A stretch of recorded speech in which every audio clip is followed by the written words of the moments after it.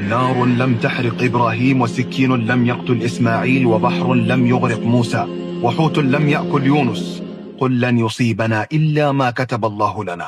الأمواج الهادئة لا تصنع بحارة جيدين، والسماء الصافية لا تصنع طيارين ماهرين، وكذلك هي الحياة، بدون صعوبات لا تصنع أشخاصا أقوياء. أحيانا نضحك ونحن مهمومون، ليس لأننا عديمو الإحساس، ولكن لأننا نملك أنفاسا جبارة تؤمن بأن بعد العسر يسرا.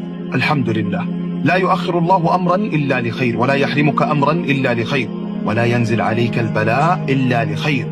فلا تحزن، فرب الخير لا يأتي إلا بالخير.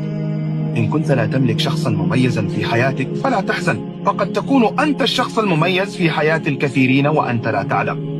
العلاقات كالمنازل، بعضها يستحق الترميم البسيط، وبعضها الهدم وإعادة البناء، والبعض الآخر يجبرنا أن نكتب عليه للبيع بأقل الأسعار. إن ضاقت بك الدنيا فلا تقول يا رب عندي هم كبير، بل قل يا هم عندي رب كبير. يبقى الماء ماء، سواء قدمته في أكواب من الذهب أو أكواب من الفخار، فكن أنت كالماء الذي لا يتأثر بالمظاهر.